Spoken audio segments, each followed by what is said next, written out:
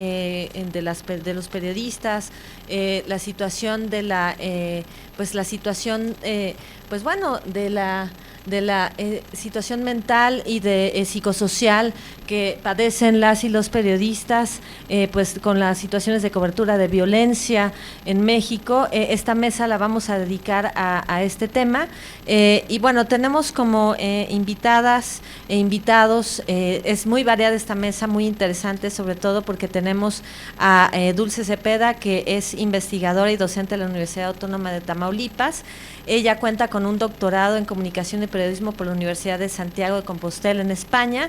Es integrante del equipo de investigación sobre televisión pública en México, Venezuela y Brasil de la Facultad de Ciencias Políticas y Sociales de la UNAM, y forma parte además de la Asociación Mexicana de Investigadores de la Comunicación, y ha escrito diversos artículos en revistas arbitradas acerca de la televisión digital en México, y actualmente realiza investigaciones sobre periodismo, consumo de nuevas tecnologías de la comunicación. Y también he de decir que la doctora Dulce Cepeda ha hecho pues diferentes estudios sobre la situación de precarización laboral de las y los periodistas en Tamaulipas. Ha sido pues parte de sus investigaciones. Le agradecemos que esté aquí con nosotras. También va a participar con un video que no pudo lamentablemente asistir, pero Dora de la Cruz es una periodista que ha hecho también pues trabajo desde Tamaulipas, y que ella es egresada de la Universidad de Tamaulipas, ha colaborado en los diarios La Verdad y El Mercurio, y ha sido corresponsal también para La Jornada, para el periódico La Jornada, y para el Centro de Información para la Mujer CIMAC, que es esta organización de periodistas feministas. Y bueno, también en 2001 Dora de la Cruz fundó la Red Estatal de Mujeres Periodistas para la profesionalización del periodismo con perspectiva de género, y actualmente es directora del portal de noticias Red Tamaulipas. Y bueno, también nos acompaña el día de hoy el doctor Jorge Antonio Acosta Cázares. Él es profesor y coordinador de vinculación de la Facultad de Contaduría y Negocios de la Universidad Veracruzana en la región de Veracruz. Es doctor en Administración Pública y Gobierno por la Escuela Libre de Ciencias Políticas y Administración Pública de Oriente, y fue creador del Centro de Estudios para el Desarrollo de los Negocios, CEDEN, y cuenta con más de 30 publicaciones en memorias en extenso, en congresos nacionales e internacionales, revistas electrónicas y 10 libros electrónicos y físicos. Pues muchísimas gracias.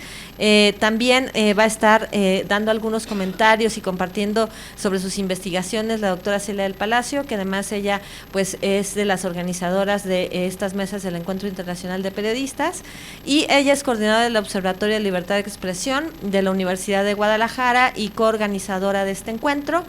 Doctora en Historia por la UNAM, miembro del Sistema Nacional de Investigadores Nivel 3 de la Academia Mexicana de Ciencias y de PEN México, y se ha dedicado al estudio de la prensa y el periodismo en las regiones en México desde hace 30 años, así como de las relaciones entre ficción e historia, y se desempeña como investigadora y docente del Departamento de Sociología de la Universidad de Guadalajara.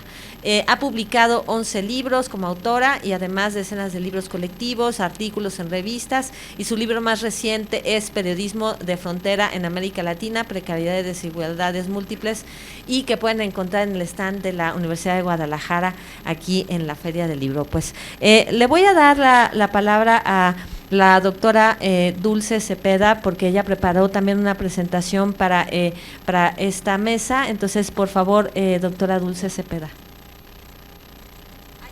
Perdón, se me pasó presentar a Ali Pacheco. Ali Pacheco es un joven periodista que además él ha trabajado sobre todo las cuestiones de precarización laboral, forma parte de la asamblea Tenemos que Hablar, que es una asamblea de trabajadoras y trabajadores de los medios de comunicación que se fundó hace poco tiempo, en 2000, pues si no me recuerdo, en 2018, 2019, por jóvenes periodistas que pues se dan cuenta de la situación de precariedad laboral en la que pues trabajan. Alí Pacheco es egresado de la licenciatura en Historia con especialidad en Medios de Comunicación de la Facultad de Humanidades de la Universidad Autónoma del Estado de México. Desde 1998 inició a trabajar en los medios de comunicación como repartidor de periódicos, empezó ahí en su relación con el periodismo, y en 2006 fundó Imagina Periódico. En 2011 se convirtió en editor de el periódico Foro de Taxco,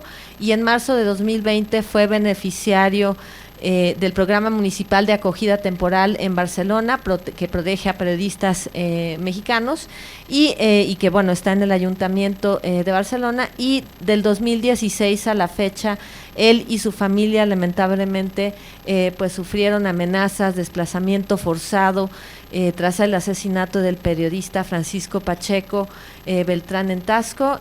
Bueno, y además no ha dejado Alí Pacheco y su familia de exigir justicia para su papá, para el periodista Francisco Pacheco. Y bueno, pues ya dijimos que es integrante de la Asamblea de Trabajadoras y Trabajadores de los Medios de Comunicación, la Asamblea Tenemos que Hablar, desde 2021. Muchísimas gracias por acompañarnos, Ali. Ahora sí, la doctora Dulce Cepeda, por favor, adelante. Bueno, muchas gracias. Antes que nada, gracias por esta invitación. El día de hoy yo les voy a hablar acerca de lo que es la precarización laboral, las desigualdades laborales que hay en periodistas, hombres y mujeres en el estado de Tamaulipas. Es particularmente el área o el contexto que estoy investigando. No sé si por ahí me pudieran hacer favor de es esa, gracias.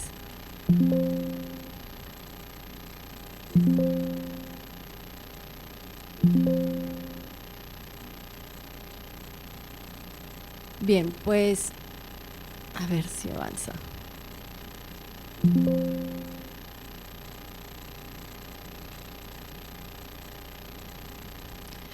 Para tener un contexto, en nuestro estado tenemos el 11º lugar en el índice de competitividad. Las mujeres representan el 39%, casi el 40% de las personas económicamente activas. Tenemos una brecha de género de 11.4%, pero ha habido 39 agresiones a periodistas en el estado. Aquí mismo el ingreso promedio de trabajadores de tiempo completo es de 9,773 pesos mensuales. Y previamente estuve haciendo una investigación en el año 2020 y encontramos una discriminación salarial de 1.8 y 2.5 veces hasta un salario menor al el de las mujeres que el de los hombres en los periodistas. También ahí específicamente encontramos que en el estado de Tamaulipas, en la carrera de comunicación, en la encuesta nacional de empleo, encontramos que las personas que se dedican a la comunicación ganan 12,346 pesos, pero a nivel nacional. Y bueno, otro de los datos relevantes es que hay al menos 12 homicidios en el año, y en Tamaulipas, que es el 5º estado con mayor violencia y que precisamente en la mesa anterior se estaba mencionando, hemos registrado esas 39 agresiones.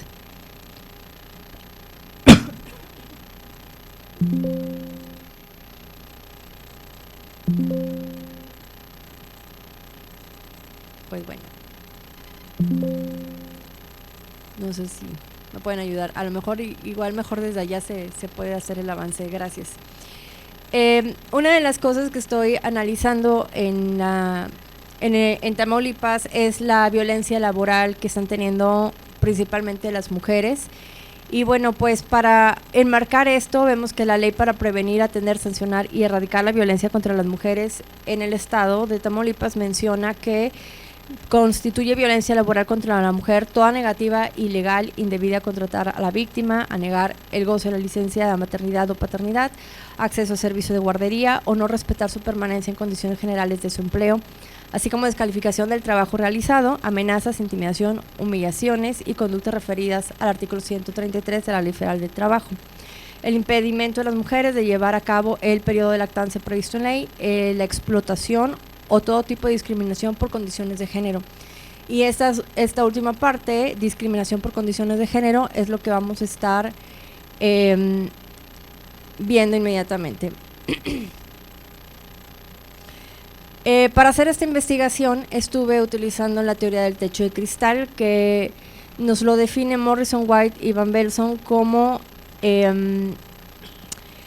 las barreras invisibles y difíciles de traspasar que representan los límites a los que se enfrentan las mujeres en su carrera profesional, y no precisamente por una carencia de preparación o de capacidades, sino por la estructura institucional de las empresas en las cuales están trabajando. Entonces se refiere a las restricciones y obstáculos que impiden a las mujeres permanecer o ascender en los puestos de responsabilidad o de dirección en su desarrollo personal, específicamente en esas etapas como embarazo y crianza de los hijos e hijas, que es algo que es súper común en las mujeres. No sé por qué se va para atrás en vez de ir hacia adelante. En la otra, ok. Bien, haciendo una investigación, estuve trabajando con, la idea era contrastar las diferencias laborales entre todos los periodistas, hombres y mujeres, para saber, bueno, cómo están las mujeres, pero tenemos que analizar también a los hombres, y aquí vamos a ver lo que ellos han estado percibiendo entre los años 2017, 2019 y 2023. Hice ese espacio porque, bueno, estuvo la pandemia y era un poco complicado de poder investigarlos. Entonces aquí están los resultados. Encontramos que había una percepción de que las mujeres ganan menos dinero, y ellas pensaban que era porque tenían una trayectoria distinta, o sea, porque entre más tiempo trabajes, bueno, más vas a ganar. Pero estuve haciendo una investigación en la cual les preguntaba por cuántos, obviamente las variables de cuánto tiempo trabajas, qué trayectoria tienes, cuál es tu cargo, cuál es tu preparación académica, cuántas horas están ahí elaborando, y entonces sí encontramos que sí hay diferencias y sí hay una discriminación salarial. Por ejemplo, con 4 años laborando, los hombres ganan 12,000 pesos y las mujeres hasta 8,000 pesos. Con más de 20 años de antigüedad, los hombres pueden llegar a ganar hasta 20,000 pesos o más de eso, y las mujeres solo aspiran a 16,000 pesos. Ahora bien, en un promedio entre tiempo, supongamos 15.8 años de trayectoria, los hombres trabajan ganan 12,625 pesos y las mujeres 8,000 pesos. Es decir, las mujeres ganan el 63% de lo que los hombres están percibiendo en salarios. Entonces les pregunto a las periodistas, ¿por qué sucede esto? Ellas dicen, bueno, es que siguen subestimando el trabajo periodístico de las mujeres. ¿Qué pasa? Que nos etiquetan en fuentes donde se generan menos ingresos transparentes, ingresos de publicidad política, donde hay acceso a una comisión. En este tipo de trabajo, los medios de comunicación también ofrecen esos puestos a los hombres. Entonces las mujeres ocupan puestos, menos puestos en las mesas de redacción, donde se toman las decisiones a nivel ejecutivo. Es decir, no se está dando la misma oportunidad a las mujeres que a los hombres en las salas de redacción. Ahora bien, en cuanto a los puestos, los cargos o puestos laborales son determinantes en esas percepciones. Aunque hay cierto equilibrio en labores como reporteros, jefes de información o en general, los puestos de menor salario son ocupados por las mujeres, mientras los de mayor remuneración son ocupados por los hombres. O sea, sí, todos son reporteros, pero los de mayor percepción salarial son ocupados por hombres. ¿Qué otros riesgos hay aquí en el estado de Tamaulipas? Bueno, las agresiones a mujeres periodistas suenan de esta manera. Estás ahí porque estás bien buena. Te dejas llevar por un chayote. Bien, otras son mencionadas por funcionarios públicos, incluso en ruedas de prensa, con intimidaciones con arma de fuego, agresiones y advertencias que llegan incluso a través de la misma empresa periodística. Es decir, se lo dicen al dueño de la empresa para que el dueño de la empresa se lo diga al periodista y le diga, bájale 3 rayitas. O sea, así es como funciona. Incluso hemos tenido asesinatos en Tamaulipas. Las situaciones más críticas se concentran en la frontera, en el norte del estado, porque es donde hay más cruce de migrantes, hay más cruce de drogas, hay robo de vehículos. Entonces, pues sí, hay mayor violencia en el estado de Tamaulipas, en el norte. Bien, ¿cómo se ha demostrado esto? ¿Cómo repercute en la salud de los reporteros? Pues ellos desarrollan enfermedades crónicas como diabetes, vitiligo, psoriasis, crisis nerviosa, y no nada más a ellos, sino también a sus hijos.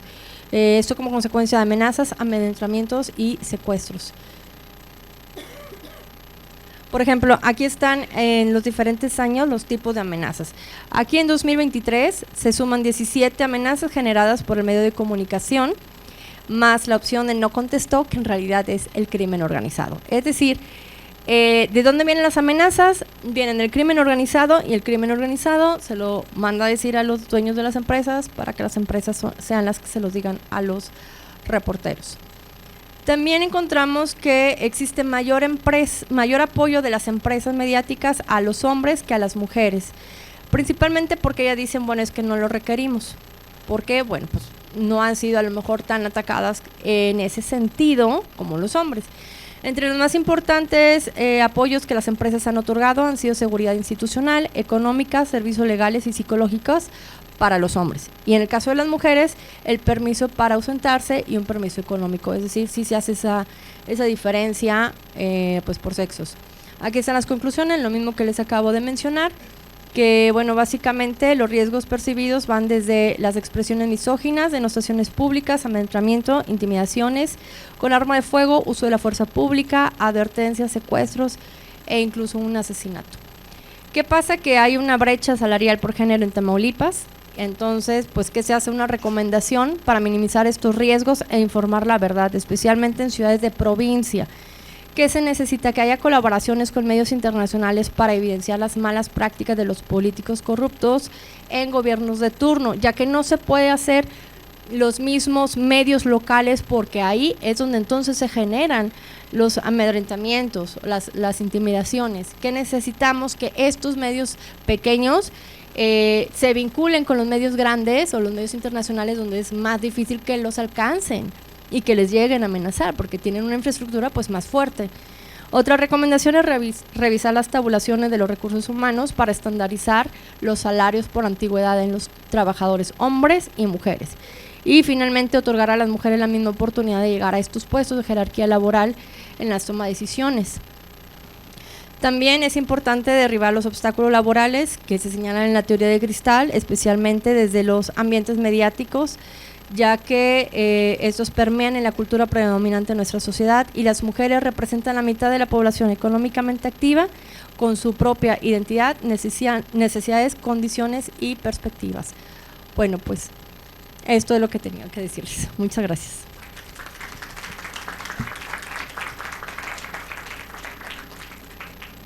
Pues muchas gracias a la doctora Dulce Cepeda por compartirnos cuál es la situación de precarización laboral en su estado, en Tamaulipas.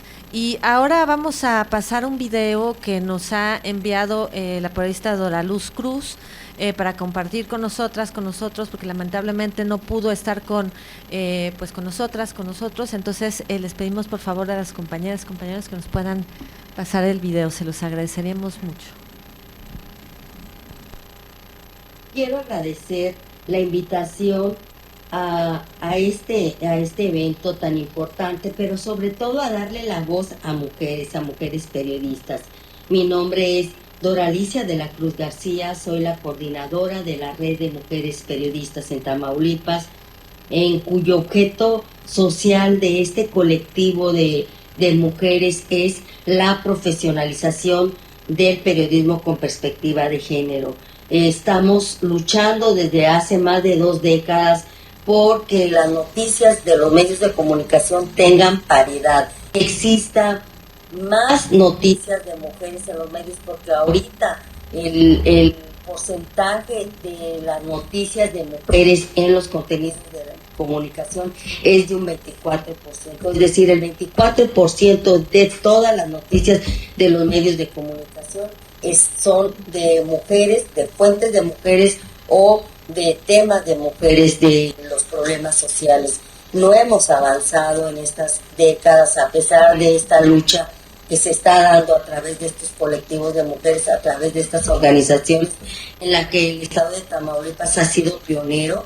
Tenemos más de 20 años insistiendo en que exista paridad en las noticias, que las mujeres sean fuentes informativas, que las mujeres también sean protagonistas de los de las noticias, de en la televisión, en todos los medios, en las plataformas digitales. Nos falta mucho camino que recorrer y bueno, seguimos, la lucha sigue en este trabajo que estamos haciendo voluntario y que hacen también todas las compañeras en todos los municipios. En los 43 municipios tenemos coordinaciones municipales y seguimos trabajando en esta capacitación. Pero también el tema que queremos abordar es sobre la brecha que existe salarial entre las mujeres periodistas y los hombres periodistas. No hay piso parejo, tenemos que los hombres están cubriendo fuentes informativas donde se generan más ingresos porque tienen que ver con convenios publicitarios y se les da comisiones por estos trabajos que se hacen, por estas fuentes informativas que hacen, por ejemplo, en periodos de campaña, bueno, que ya estamos por iniciar, ya está en marcha el proceso electoral en todo el país. En el caso de Tamaulipas también habrán de renovarse las alcaldías y diputaciones y el Senado. Sin embargo, generalmente se mandan a los hombres a las campañas políticas, donde se tiene que ver más ingresos por la publicidad, por todos estos ingresos se dan extras por este proceso electoral, y a las mujeres nos siguen etiquetando, nos siguen mandando a las fuentes informativas que tienen que ver con los roles sociales que nos han etiquetado la sociedad, que tienen que ver con el género de que somos mujeres, nos mandan a salud, nos mandan educativas, es decir, nos siguen mandando a estos espacios donde siguen reproduciéndose los roles de género pero además que no significan ingresos más para las mujeres, pero además seguimos viendo que en las mesas de redacción, en las jefaturas, en las direcciones, en las conducciones, en todos estos espacios donde los ingresos son mayores a lo que es un reportero, siguen enviando a los hombres como titulares y las mujeres seguimos siendo las reporteras, las que llevamos y traemos la información, las que toman las fotos. Ya también está viendo camarógrafa ya aquí en este trabajo periodístico. Sin embargo, los ingresos son menores. Incluso yo les puedo decir que en el caso de la Red de Mujeres Periodistas, muchísimas compañeras tienen que hacer otro trabajo para poder solventar los gastos que tienen que enfrentar en los gastos familiares. Incluso hemos visto que en el caso de la frontera, por ejemplo, en Laredo, donde creamos la Red de Mujeres Periodistas, de pronto nos quedamos con 2 compañeras porque las demás se desplazaron. Hay un desplazamiento muy importante de mujeres periodistas en lo que es la franja fronteriza y tiene mucho que ver con los ingresos que se tienen en los medios de comunicación. Muchísimas de ellas viven lejos del periodismo, no ejercen el periodismo, se van a la frontera, como hay una facilidad de cruce hacia la frontera, por ejemplo en Laredo, se van a Laredo, Texas, y allá buscan un empleo. También en el caso de Reynosa se van a McAllen, a Hidalgo, Texas. En el caso de Matamoros se han ido a Broadville, por ejemplo. También la red de Matamoros está sufriendo una crisis porque más de 20 compañeras ahorita están ejerciendo el periodismo, como 6 compañeras. Otras ya están en otros trabajos porque después del COVID hubo una crisis tremenda en los medios de comunicación y las primeros que salieron fueron las mujeres. Creo que sí se está enfrentando una situación de desigualdad laboral y también en las prestaciones. Hoy podemos decir que muchas compañeras que tienen más de 20 años trabajando en periodismo no tienen casa, no se tienen prestaciones de servicio médico.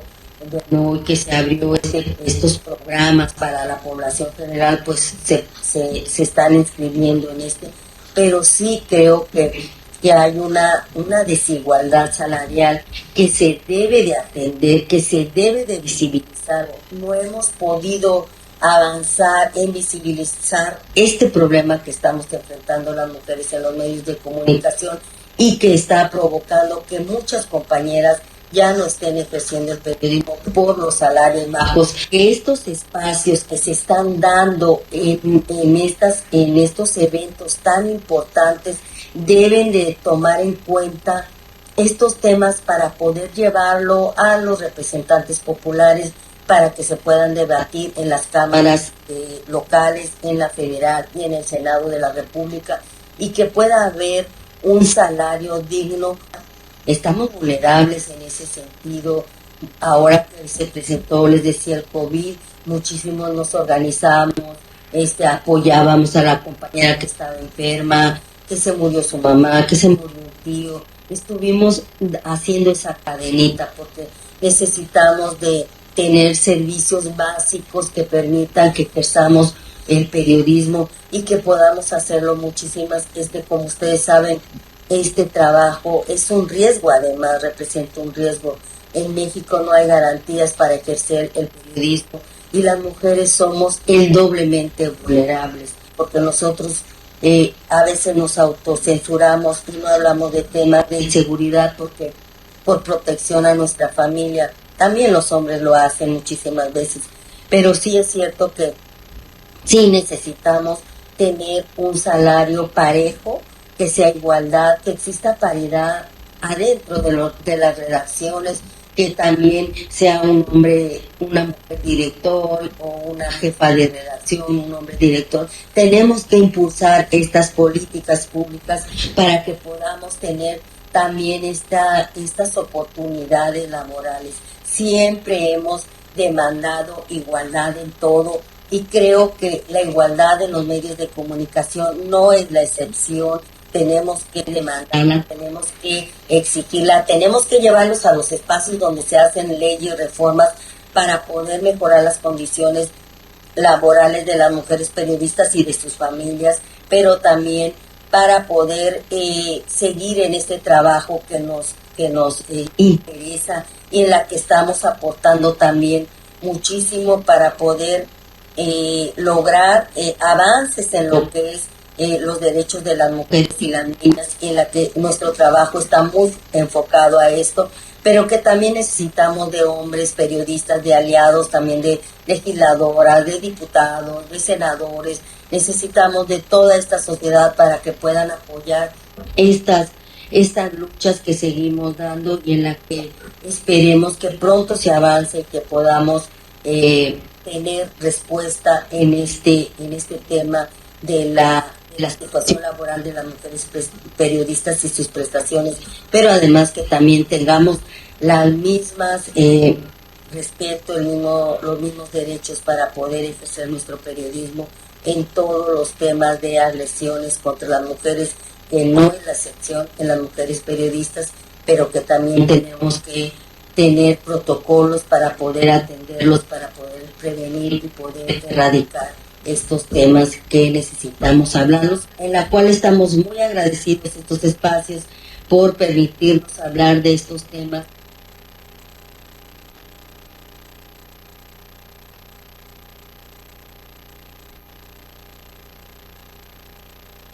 Agradecemos mucho este video que nos envió la compañera periodista para mostrar la situación de la precariedad laboral en Tamaulipas, de Dora de la Cruz.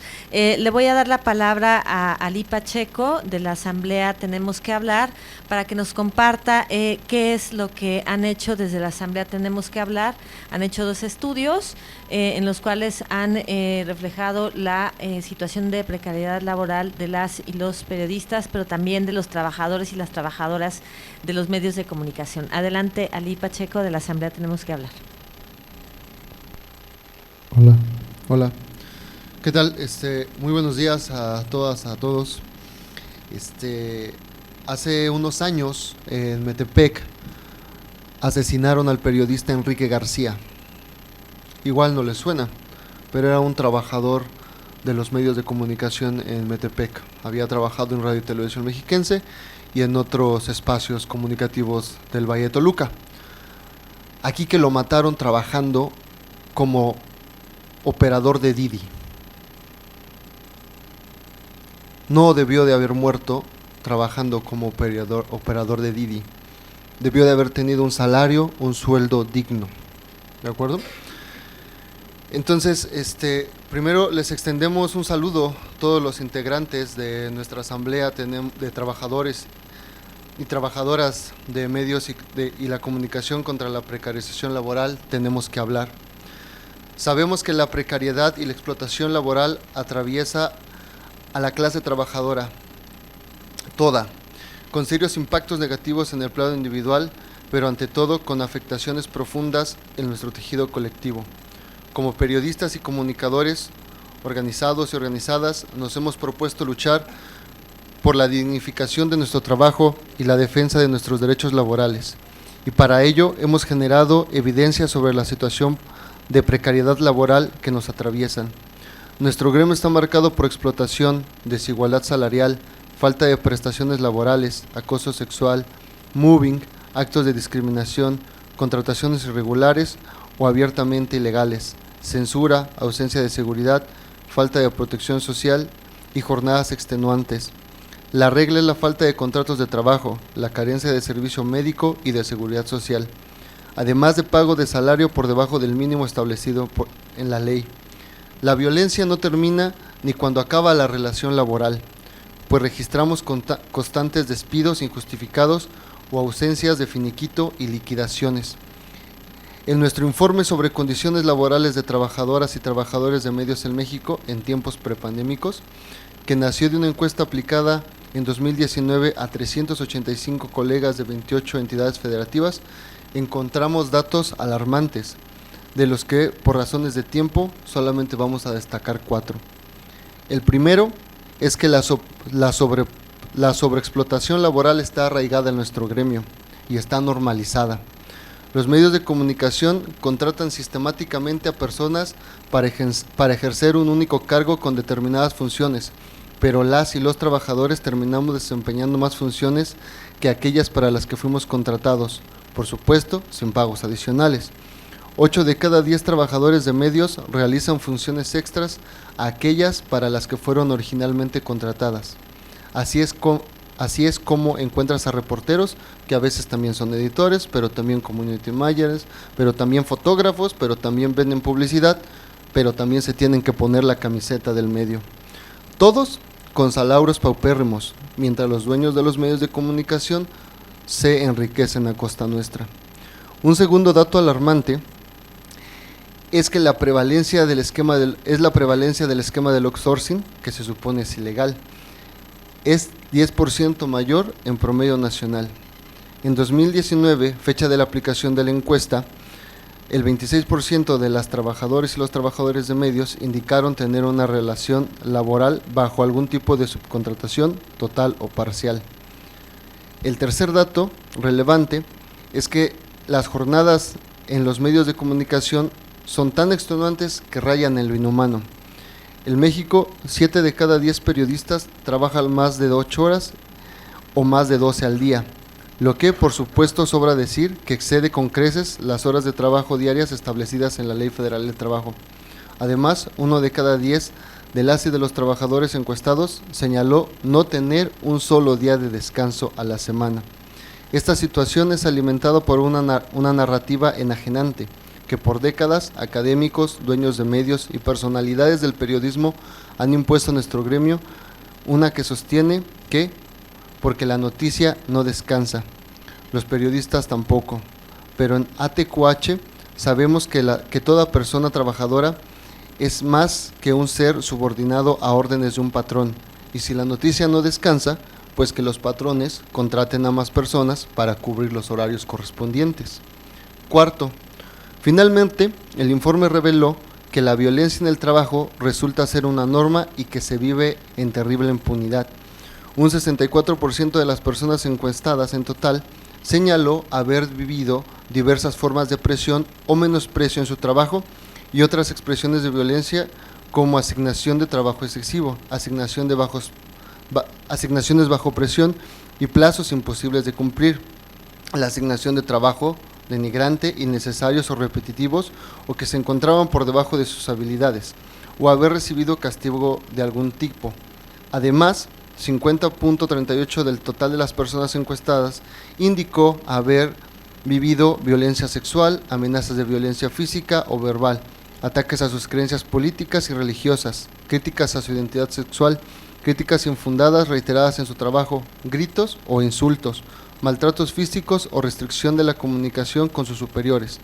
Nuestra encuesta analizó más de 110 testimonios, identificó que estas violencias atraviesan particularmente a las juventudes y a las mujeres en las redacciones. Para explorar un poco más, en 2021 se creó una sección en el Estado de México, y esa sección en el Estado de México publicó un informe Abuso y acoso laboral en medios de comunicación del Valle de Toluca, que reveló, por ejemplo, que 7 de cada 10 periodistas mexiquenses que participaron en la encuesta han vivido ataques físicos, verbales o psicológicos por algún hecho relacionado en su trabajo, mientras que 8 de cada 10 no confían en los mecanismos de protección. La encuesta también reveló que más de la mitad ha sufrido censura por parte de sus propios patrones, de sus propios medios, porque afecta la relación que tienen con el poder político o el poder económico, ¿no?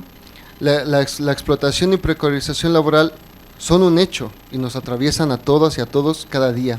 Afectan nuestra salud, nuestra integridad, nuestra estabilidad, nuestros modos de vida, nuestra dignidad. Nosotros hemos denunciado las prácticas violatorias de los dueños de medios de comunicación locales y nacionales que violan continuamente la Ley Federal de Trabajo y de reglamentos relacionados. Partimos también del supuesto que la primera agresión que recibe un trabajador o una trabajadora de los medios de comunicación se da en la redacción. No se da en la calle, no se da en un espacio público político, se da en la redacción. Y eso creo que lo sabemos todos y algunas veces lo ocultamos. Y la única forma para que haya salud mental, sin justicia social, para que no habrá justicia social sin derechos laborales, no habrá derechos laborales sin organización de clase, ¿de acuerdo? Lo que nosotros planteamos es que los trabajadores y las trabajadoras debemos organizarnos para poder mitigar, para que se cumpla esta ley, ¿de acuerdo? A través de una visión de clase, de nosotros como clase trabajadora, ¿no? Entonces, solo una organización proletaria y democrática podrá garantizarnos defender y conquistar colectivamente nuestra dignidad y derechos. Hoy, la Asamblea Tenemos que Hablar tiene secciones en Ciudad de México y en el Estado de México y más recientemente en Querétaro, y caminamos con el objetivo de crear un sindicato para ello. Por eso, desde los integrantes de la Asamblea Tenemos que Hablar, los invitamos a caminar con nosotras y con nosotros, para que no le vuelva a un compañero o a una compañera pasar lo que le pasó a Enrique en Metepec. Muchas gracias.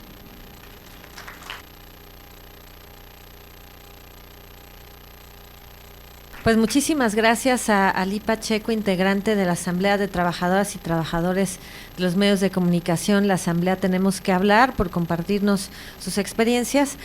Ahora le voy a dar la palabra al doctor Jorge Antonio Acosta Cázares para que pues nos pueda exponer un poco lo que viene a compartirnos en esta mesa. Por favor, doctor, adelante.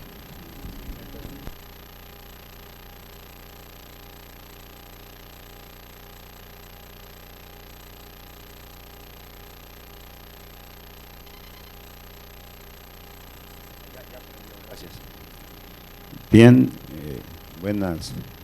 buenos días todavía.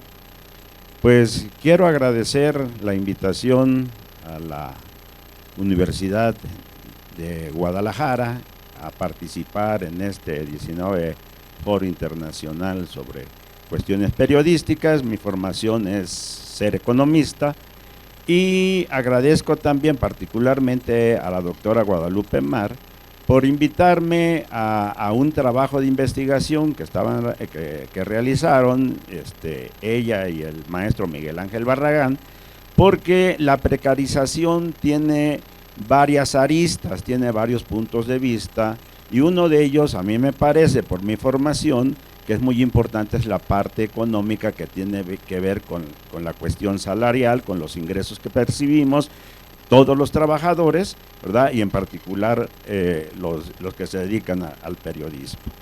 Bien, entonces el marco teórico donde vamos a ubicar esta investigación tiene que ver con algo que se llama la teoría de la distribución del ingreso.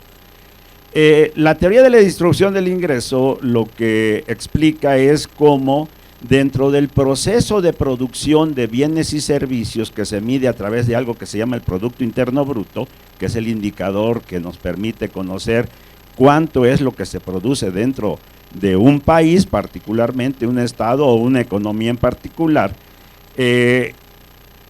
este permite medir lo que produce los agentes económicos. Los agentes económicos son aquellos entes que participamos en este proceso de producción y que de alguna manera se nos regresa a través del círculo virtuoso de la economía, se nos regresa precisamente aquella parte que nos corresponde dependiendo de la participación que tenemos precisamente en la economía.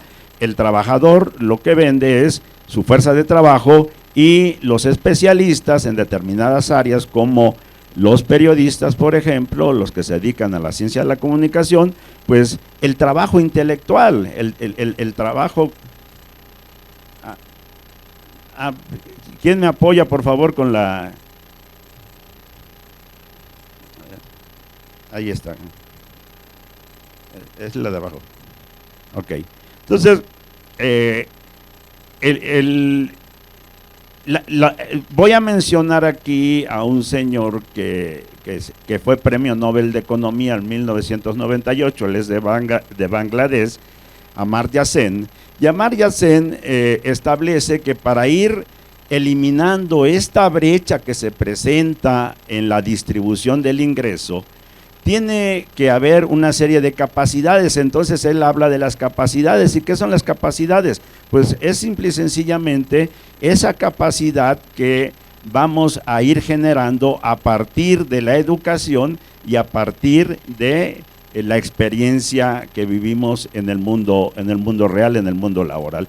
Y entonces yo veo aquí verdaderamente una gran cantidad de capacidades que tienen en particular los comunicadores, los que se dedican a lo que es el periodismo, por llamarlo ya muy concretamente, y que definitivamente por las investigaciones hechas, por lo que se ha presentado aquí, me doy cuenta de que no existe una remuneración que les permita precisamente satisfacer las necesidades. Bien, me permite, perdón. Bien, como un marco referencial, un marco más que teórico, aquí es un marco contextual. Vamos a ver que esta información, esta investigación parte de dos fuentes principalmente, una fuente secundaria en donde se revisan trabajos previos, ¿verdad?, que se hicieron para el sector del periodismo en el estado de Veracruz, trabajos ya hechos por Lupita Mar, por Guadalupe Mar, por Villarreal, ¿no?, en donde se recoge una serie de información que nos permite entender lo que pasa prácticamente y muy particularmente en el estado de Veracruz y algún alcance de lo que es el sureste mexicano, el estado de Chiapas. Y eso nos permite encontrar una serie de información. Por ejemplo, se destaca que el 46% de los periodistas veracruzanos gana entre 3,000 y 5,000 pesos mensuales. Esto lo estamos hablando del 2021.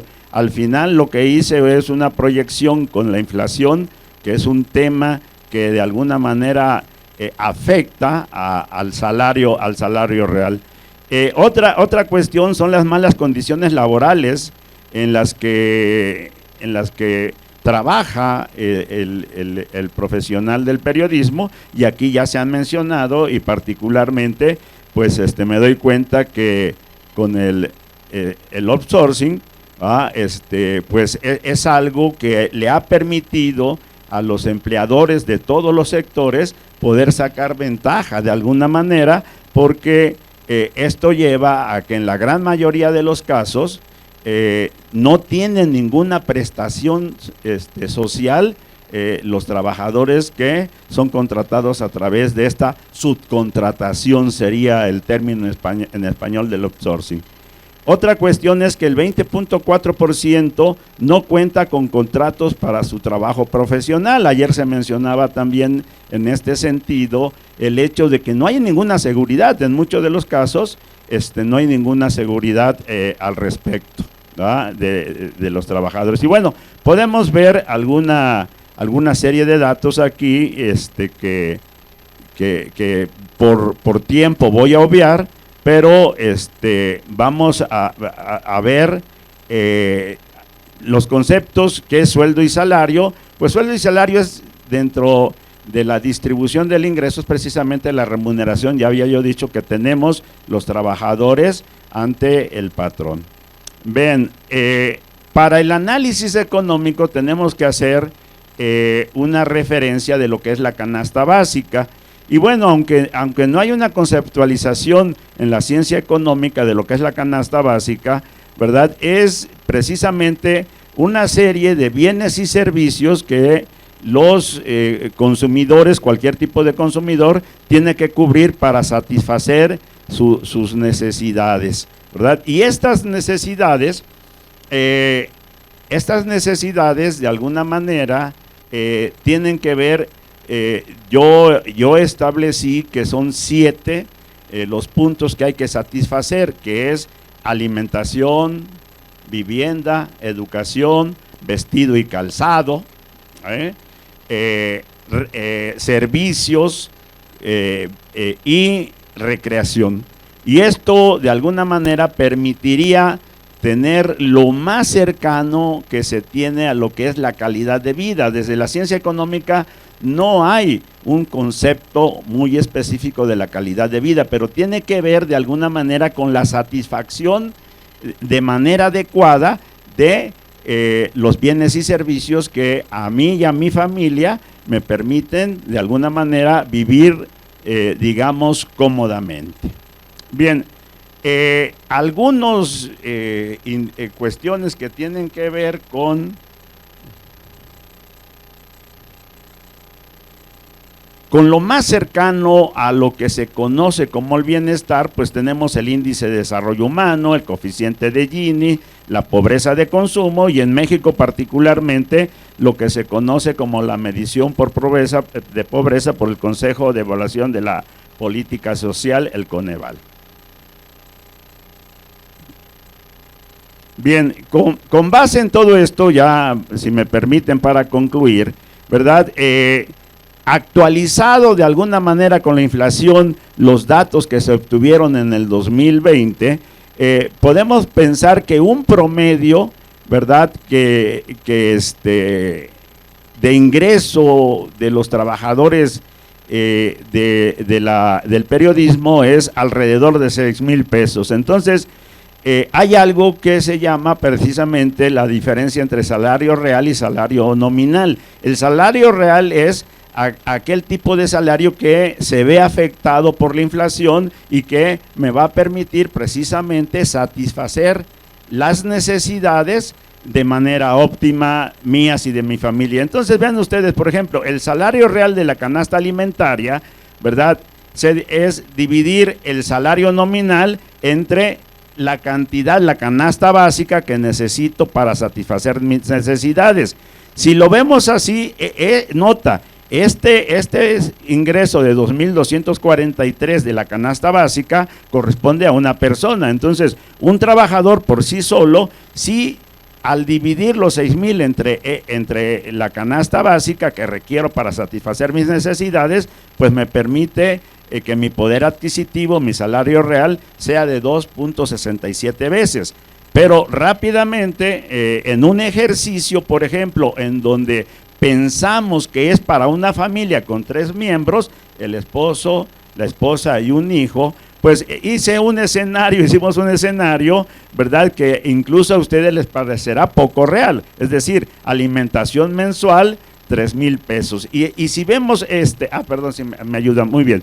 Y si vemos, pues lo que requiero satisfacer para que diga yo que tenga calidad de vida, ¿verdad?, me daría que en una situación muy, muy precaria, yo necesito obtener 6,000, necesito para satisfacer mis necesidades 6,500 pesos, ¿verdad? Entonces, si yo divido los 6,000 pesos promedio que ingresa un trabajador de esta área, entre los 6,500 que pobremente, diría yo, requeriría, pues no alcanza a cubrir ni siquiera su nivel mínimo de satisfacción, es decir, esto me da 0.92, quiere decir que la paridad sería 1, ¿verdad? Y si se dan cuenta, pues ni siquiera estoy considerando el ahorro, que dentro del ingreso, esto debe ser, el ingreso es igual al consumo más el ahorro. Entonces, la situación al menos para el estado de Veracruz, para la investigación que se hizo, pues desde el punto de vista económico y salarial hay mucha precariedad. Sería todo por mi parte, muchas gracias. Nos quedan unos cuantos minutos. Agradecemos al doctor José Antonio Acosta por estos estudios que además nos muestran las cifras reales, ¿no?, de la situación de la precariedad laboral. Le doy la palabra rápidamente a la doctora Celia del Palacio para que nos queden unos minutitos, si es posible, para algunas preguntas que nos van a pasar ¿A qué hora en sus se tarjetitas. acaba la mesa? Pero muchas gracias, 11:30. 11:30. ¡Ay, Dios! Pues no, ya no tengo tiempo. Nada más, pues quiero hacer un pequeño comentario. Ayer Frida Rodelo estaba hablando de este estudio de Worlds of Journalism, donde se encuestaron a 480 periodistas y hablaba de los diferentes factores específicos de la precariedad económica, temporal, organizacional, y como predictores el género, del cual ya han hablado bastante, las plataformas digitales, aquellos trabajadores de plataformas digitales son más propensos, digamos, a la precariedad, y sobre todo los periodistas locales. Para esto yo me he basado en las investigaciones justamente en este contexto, ¿no? No es lo mismo hablar de los periodistas que trabajan en la Ciudad de México o en otros países que hablar de los periodistas que trabajan en los pequeños lugares fuera de las capitales, y que es a donde llegan la mayor cantidad de desigualdades, incluso educativas, económicas, por supuesto. Hay mucha mayor precariedad, incluso los medios son muy precarios, mucho más precarios, estas plataformas digitales y demás son muy precarias, a veces son de una sola persona que maneja toda la plataforma, mete las noticias, hace todo lo que tenga que hacer una sola persona. Entonces, digamos que para hablar de precariedad también tenemos que hablar de estas desigualdades que sufren los periodistas, y particularmente estos que viven en zonas de riesgo, donde además de la desigualdad, donde además de la precariedad, están sufriendo una gran cantidad de violencias. Y los periodistas, bueno, han visto pues que algunas de las consecuencias de todo esto, de las entrevistas que yo he hecho con estos periodistas de frontera, periodistas locales, pues son muchas, ¿no? Primero, la desconfianza en las asociaciones, por eso me parece muy importante lo que has dicho aquí, ¿no? Porque las asociaciones tradicionales, los sindicatos tradicionales, los periodistas no quieren saber de esto, ¿no? Entonces, qué bueno que se está haciendo un esfuerzo por otro tipo de sindicalismo, digamos, donde los periodistas puedan acercarse. Entonces, bueno, los periodistas tienen crisis nerviosas, sufren de paranoia constantemente, estrés, y bueno, la paranoia a veces se convierte en un riesgo real y en una muerte real totalmente, ¿no? Pero sufren de mucho estrés, adicciones, problemas familiares, sobre todo las mujeres, porque las mujeres ni siquiera su comunidad, ni siquiera su pareja está entendiendo lo que está haciendo y siempre están siendo como criticadas con un gran estrés adicionado al otro. Los periodistas exiliados, los que sobrevivieron, también sufren de una gran culpa, ¿no? Particularmente otra vez las mujeres, por sus hijos, por etcétera, estas labores de cuidado, ¿no? Y también mencionar que hay muy pocas organizaciones que estén ayudando, digamos, los mecanismos oficiales en realidad no prestan una gran ayuda, particularmente estos factores psicológicos, y son las propias organizaciones de periodistas, las redes de periodistas las que están dando este cuidado, son por pares, ¿no? La red Reporteros Sin Fronteras, periodistas de a pie, las redes regionales aquí en Jalisco, la red Macoyo, y pues son ellos mismos, ellas mismas quienes están tratando de salir adelante después de todos estos problemas. Entonces, simplemente decir que la precariedad también es muy diferenciada según el lugar donde trabajan estos periodistas, tomar en cuenta el contexto, por favor, y también pues que a esta precariedad se une una gran cantidad de desigualdades y violencias. Muchas gracias. Pues nos quedan unos breves minutos, leo rápidamente para ver quién responde las preguntas. ¿Cómo se podría difundir esta información sobre la precariedad para que llegue a la gente con poder? ¿Cuál es la responsabilidad de la sociedad ante la precariedad de las y los trabajadores de los medios? Y si existe una práctica, si existe la práctica de que periodistas tengan 2 o más trabajos para tener mejores ingresos, y qué se sugiere para cambiar eso. No sé si alguien quisiera responder estas preguntas. Ali, si quieres.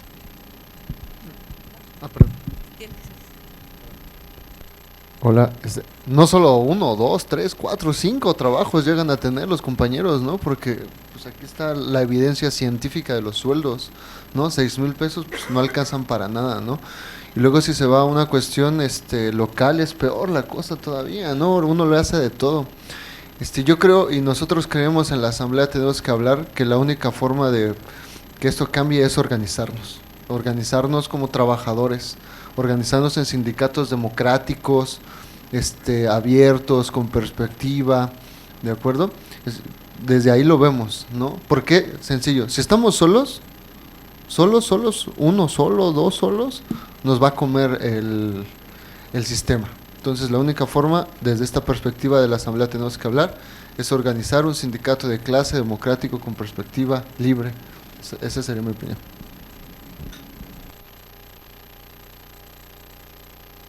¿Alguien más de la mesa que quisiera agregar algo? Sí, la doctora Dulce Cepeda.